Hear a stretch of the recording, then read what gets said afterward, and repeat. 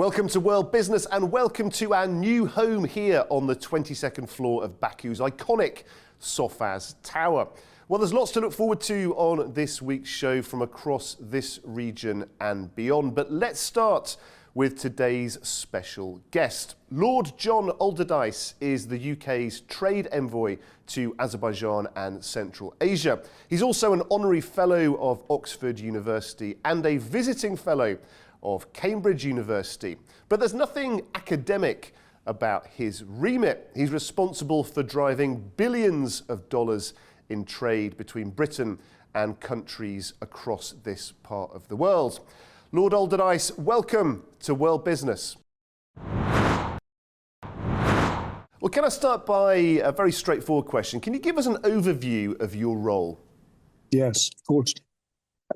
You need to understand a little bit about the British political system.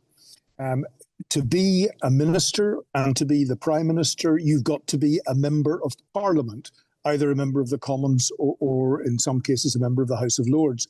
This means that ministers and the Prime Minister are extremely busy because not only are they doing normal ministerial business, they're also doing constituency business and parliamentary business and so on. This has made it difficult for ministers to accommodate all the pressures and requirements, particularly of foreign affairs and international trade. And so it was decided by a previous government that they would appoint a number of other parliamentarians, both from the House of Lords and from the House of Commons, to effectively act in a ministerial capacity on issues of trade and international business.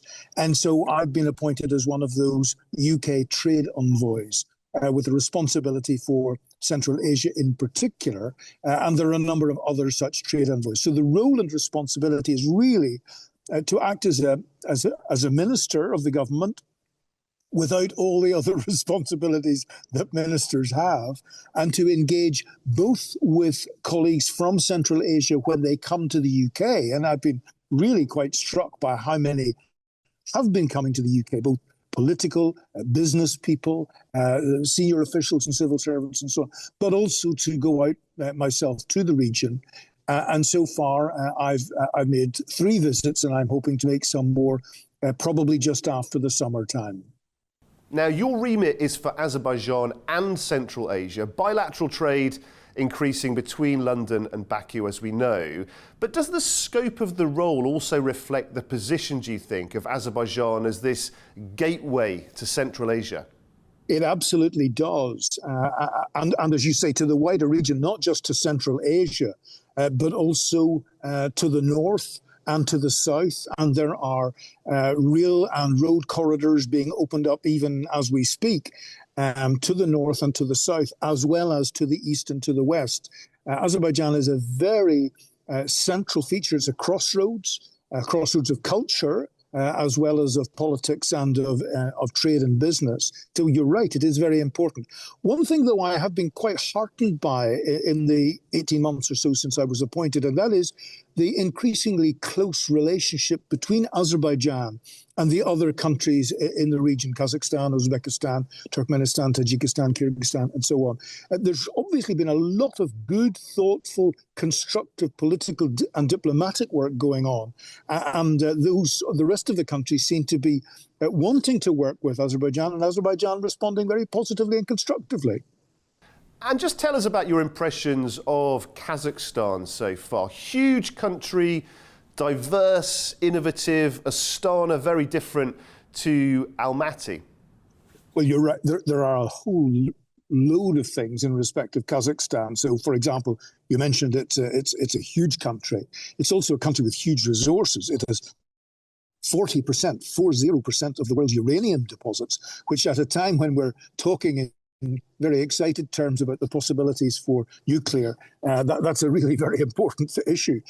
But one of the things that struck me, which I had not expected, I'd expected all sorts of issues about business and trade, about technology, travel, transport. You talked about Astana, and I was talking when I was there with the chief executive of Air Astana, who was looking to various connections and opening up new connections.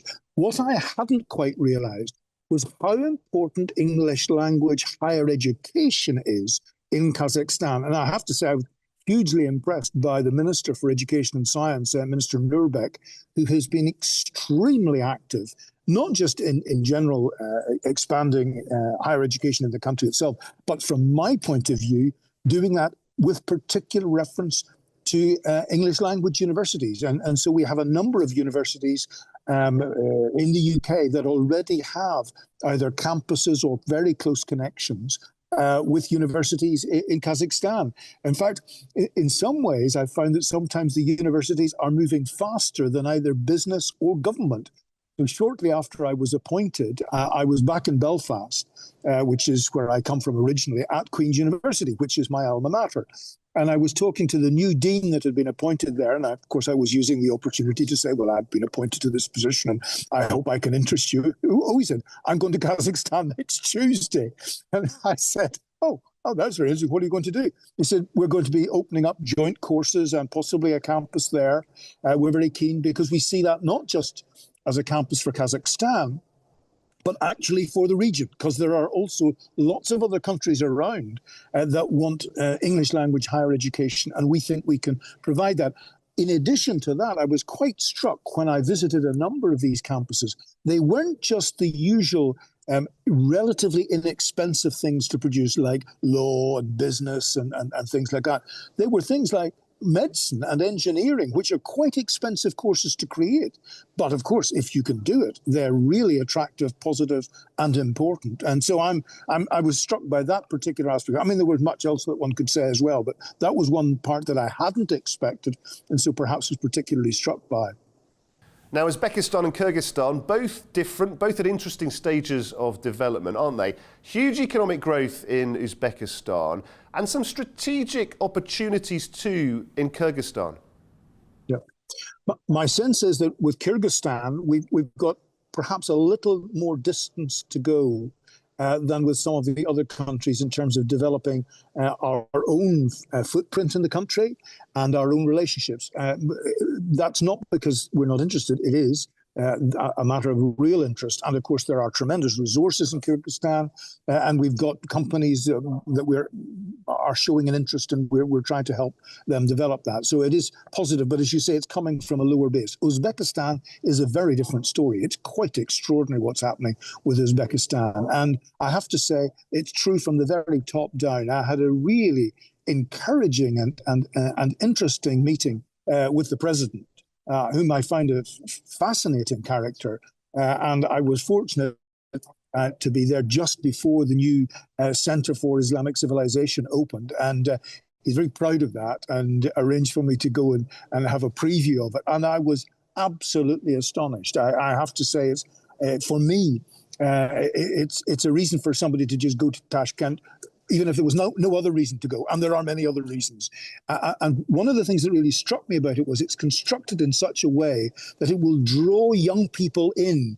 If you say something to young people about a museum, they say, well, yes, I guess I should be interested in that. But this is constructed with the use of social media, new technologies. And when young people go, they will simply be drawn into it. And it's not just Islamic civilization, it's the whole history and background of the country, which goes back even further. Very impressed indeed. But that's only one of a number of things. And even since I was there, there are indications of major financial collaborations with the City of London, which I had hoped that we were going to see. And it was, in fact, it was announced in the Financial Times a couple of days ago that one of these developments will be taking place probably in May or June, but there are other even more substantial developments which could well be taking place, if not later this year, then during next year. So very positive indeed on a whole series of fronts, educational, and cultural, but also business and trade. And finally, John, your mission, please, for the next 2 years. Tell us what you're hoping to achieve. Well, as you may know, my whole background was actually in conflict and dealing with violent political conflict in various parts of the world. So I was quite astonished when I was asked by the government to go to this area, because it's one which is not actually struggling with conflict. In fact, overcome a number of conflicts that there were. So I don't want to be going there and causing any. There are plenty of difficulties around. It's been really exciting to be in a place where those are not the issues and where there are real possibilities to move forward. Now, having said that, I very much understand that we're at a very dangerous political moment, geopolitical moment, and Azerbaijan, for example, has been caught a little bit in some of the headwinds there. But I'm hoping that the region as a whole, and not least Azerbaijan itself, will be able to relatively much insulate itself from the worst of what is happening geopolitically and continue to move forward and to develop. There will be challenges. Energy is going to be a challenge globally, but I think the region is well placed. I hope before the end of the year to have visited the other three countries I have not yet been to personally. And I know there's interest and enthusiasm on the part of government here, and I've already arranged a few more meetings with government here to try to help push the envelope further. I think it's very exciting, and that's what I see for the next 18 months to 2 years, is just continuing to welcome people to the UK and to bring people from the UK to the region and build and strengthen the relationships that are already there, but could do with building further. Now, strategic consulting firm Strategy And has seen huge growth in the Gulf region in recent years. The New York-based group have developed a pretty enviable portfolio of clients since the PwC acquisition and rebrand from Booz Allen back in 2014. Now, with attention turning to the South Caucasus and Central Asia, Strategy And's top leaders have been in town this week. And as you'd expect, they were keen to speak to World Business. George Saraf, Global Leader for Strategy, and thank you very much for joining us on World Business. I want to start with a slightly contentious question, if I may. How easy is it to be in the consulting business today? We've got AI, we've got pressure on budgets. Is it easier now than 10 years ago or harder? It's a good question. I mean, if we look back across our long history, we had technological changes and disruptions. And we knew and we learned how to adapt with that. So this is not the first time. Now, arguably, this is maybe the most severe disruptor that we can think of. So let me answer your question maybe at two levels. The first one is more internal. We are adopting AI today to be more efficient in delivering work for our clients. We are, automating, using AI, leveraging AI for a lot of our internal processes. And interestingly, the people who are most familiar with the technology and who are coming up with great ideas and use cases are the fresh graduates. So I'm a bit surprised to hear some corporate leaders talking about not recruiting any more juniors and analysts. I think this is a pool of talent that is very important for the use of that technology, and we need them because they are the future leaders as well. So that would be my first point. I think the second point is helping our client deploying use cases, AI use cases in their organization. Now, that has proven to be a bit more difficult in the corporate world. And the reason, case in point, a lot of the AI giants or large AI companies are partnering with consulting firms, including ours, in order to deploy that technology within businesses. And I think the reason it is the case is because this is not just about the technology itself. It's about behavioral change, it's about change management, it's about changing business models, and all that needs the thinking, the fit-for-purpose solutions, industry expertise that we bring to the table. So, to go back to your question, this is not easier or harder. I think we have an opportunity here, like we did in the past, and there will be winners and losers. And I think the winners are the ones who strike the right balance between being the speed of adoption, but also how to manage the risks. So that's maybe my view on that. And talking of opportunities, this region is interesting, isn't it? And we were talking off camera about Kazakhstan, Uzbekistan, huge numbers in terms of growth potential. We're obviously in Azerbaijan today. What do you make of this region? The region is quite interesting, and we are very committed to that region, and there are many reasons for that. Let me go over a couple. First, of course, the availability of mineral resources, whether this is oil and gas or other minerals, is a great opportunity to develop an economy, transform it, and diversify it. The second, I think, reason is the geographic location, and maybe more so than ever. This region is a transit route between Asia and Europe. And I think, given the circumstances we're in, I think this is a very valuable and strategic position to be in. And finally, I would say the stability, maybe the centralized decision-making process, the speed of execution sometimes are great traits to turn ideas into reality. When you look at the state of the world at the moment, particularly economically, how do you feel? Because a lot of the geopolitical analysts talk now about this shift from a multilateral world to a multipolar one. Do you think to some degree that's being reflected in economic conditions? Are we becoming a sort of more fragmented world economically? I'm a big fan of globalization. Okay, I believe that a fragmented world only increases cost to the end user one way or the other. If you look at, any two countries that collaborate economically, both tend to succeed and to benefit from that collaboration. I don't think fragmentation is a good thing. If we look at our own corporation, I'm the global leader of strategy and clients. Our clients want global expertise, not just local one. We organize ourselves around delivery centers. We nearshore certain activities. We create centers of excellence. We cannot duplicate everything everywhere. And so I am a big believer of globalization, and I really hope that this fragmentation will subside.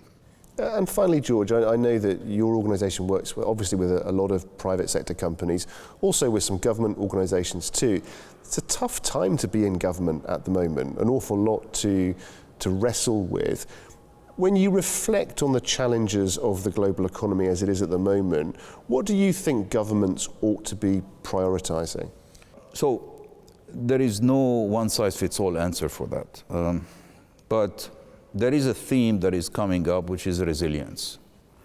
And resilience essentially means that you need to really understand your entire supply chain, assess your weakest points, your most fragile points, and come up with mitigation actions. Because choosing the cheapest option, which is typically what runs the world today, may not be necessarily the best option. And so I think there is always a resilient option that needs to be put on the table, more so today than at any point in the past.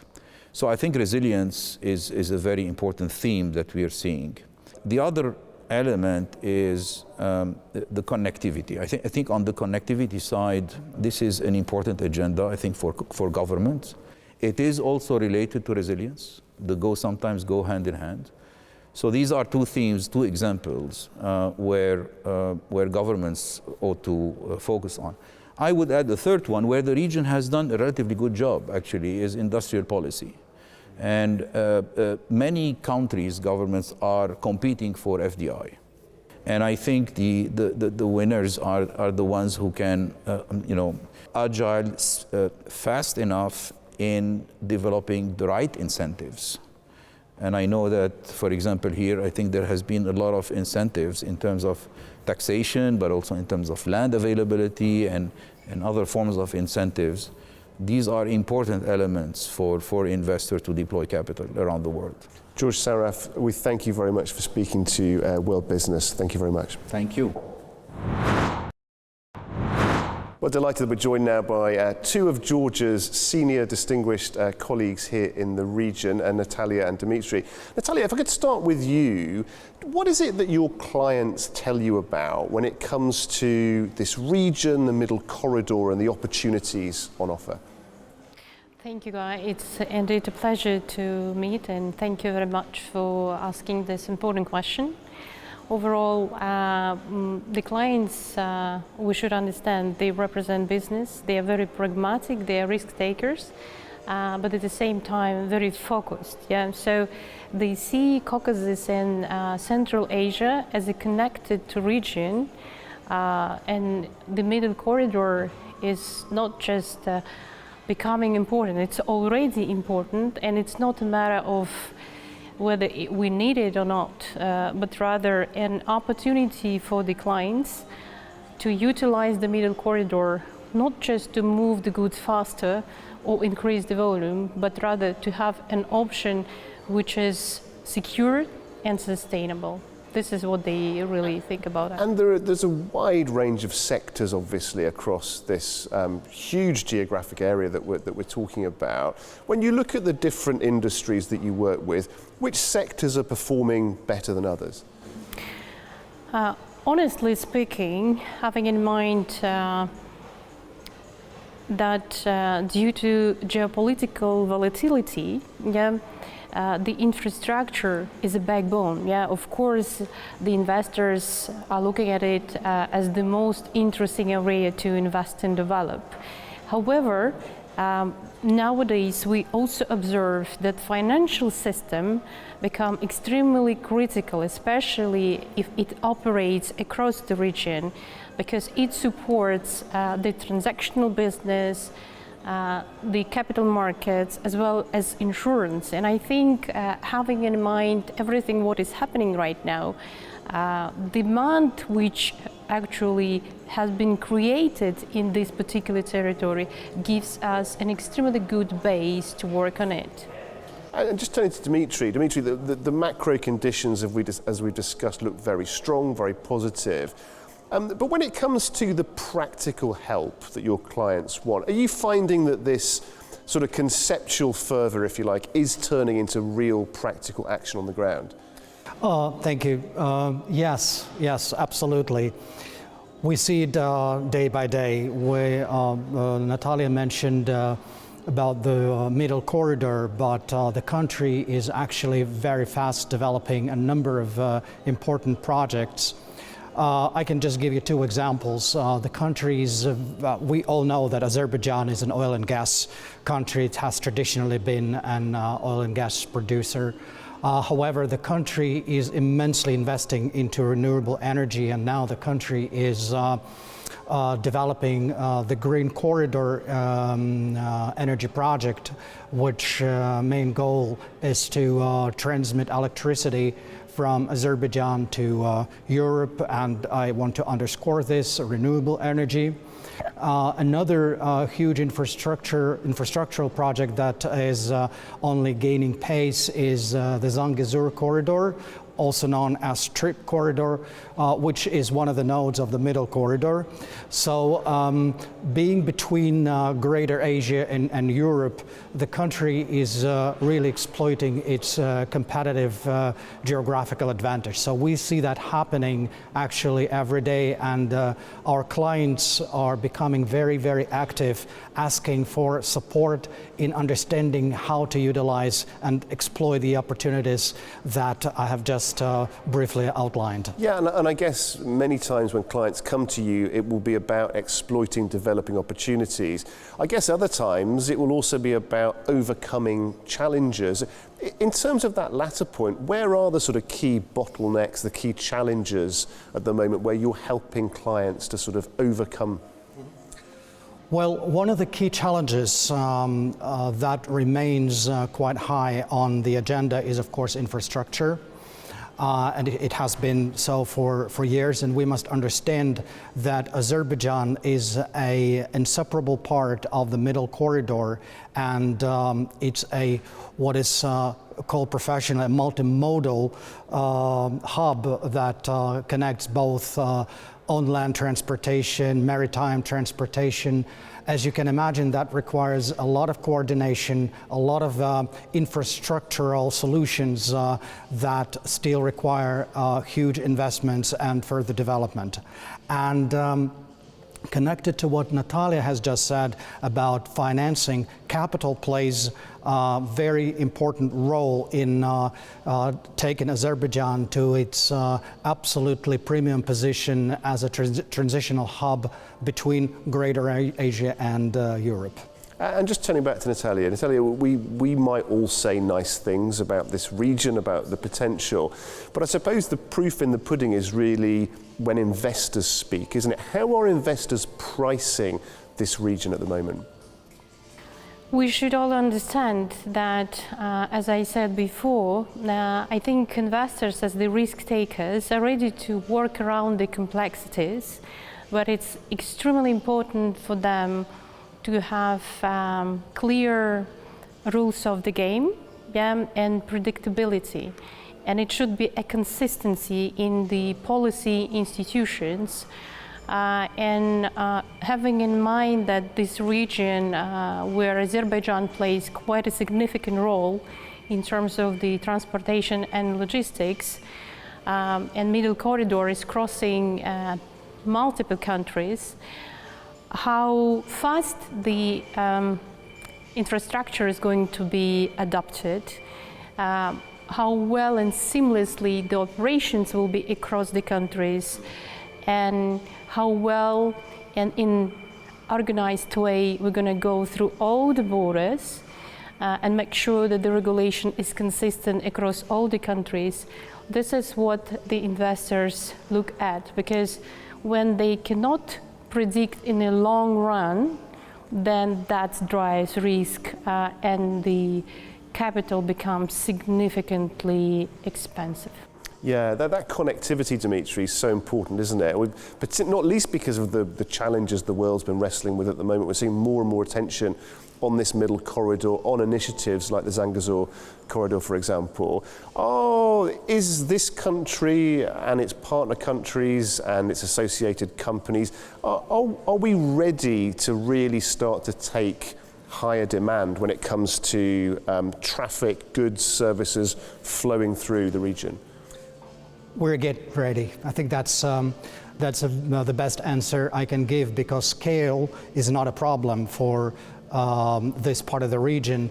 I want to underscore this, that we are dealing with the market on the eastern side of the globe that can produce as much transit as we can imagine. The only challenge is how to move the goods from Asia to Europe, and how to make sure that that goes as seamlessly as possible. So scale potentially is not an issue. The issue how fast this country will be capable of sorting out its existing infrastructural challenges, and how soon coordination between multiple actors that are involved in the middle corridor will take place. Because what's most important to understand, that Azerbaijan is not an isolated country. It is very, very closely connected to Kazakhstan, to Georgia, and along that route you can see multiple challenges that, by the way, Azerbaijan is trying to really coordinate on the international and governmental level. And I think the progress that we have seen over the past 2-3 years is really outstanding. Yeah, it's very interesting, Natalia. We were talking at the top of the show with Lord Alderdice about the bilateral trade numbers between the UK, for example, and countries in this region. Azerbaijan over $1 billion, Kazakhstan over $1 billion. The numbers in Uzbekistan, the growth is quite incredible. Do you get a sense that the countries in this region are sort of moving up the value chain, so to speak? It did, but again, all the progress we observe is extremely good, and we really hope that that will continue. So to get the scale Dmitry is talking about, I would really want to make sure that we all acknowledge that among everything, the policy is the most important thing, yeah? Because if the policy works, the capital, the trade, and infrastructure will come. And finally, let me both ask you a typical final question, if you like. If one thing had to be prioritised across this region at the moment, capital, policy, something else, what would it be, Dimitri? Well, Guy, it's a very good question, and it's very difficult really to prioritize because infrastructure requires capital. Capital will flow into the country when the rules of the game's very absolutely crystal clear for all the actors involved. So if I would put in the center infrastructure as the major component of making scale potential a reality, it is absolutely in the center. Capital is the crucial enabler. Without policies, as Natalia mentioned, clear rules of the game, it's impossible. So I guess this is the best question I can give you. Good answer. And final word to Natalia. We are really happy to be here today in Azerbaijan, and as Eurasia advisory leader of our firm, I'm really proud, to see the progress of each country. And I truly believe that Azerbaijan should take a leading role in a number of crucial matters across the region, not only about the country. As an example, I really appreciate that Azerbaijan already on G2G relations initiated and established Azerbaijan-Uzbekistan Investment Fund, and did the same in Kazakhstan. For many years, I'm coming to Azerbaijan to talk to the clients because these are the business partners of our global firm. And we, as the foreign investors, will not just bring the investments, and today when it's about like us believing and investing into the region, but our mission also to bring other investors to invest together with us. So I truly hope that we're going to see by far bigger changes, because for the couple of days I met a number of clients already. And if previously we were talking just about Azerbaijan, for the couple of days the discussion was about connectivity and expansion. That's really good. Well, we wish you both very well indeed on these future projects, and we thank you very much for joining us today on World Business. Thank you. Thank you very much, Guy. Thank you. Well, that is all for this week. Do stay close to all the latest business news on the business section of our website, anews.tv, and of course, across our social media channels. We'll see you next week for more World Business.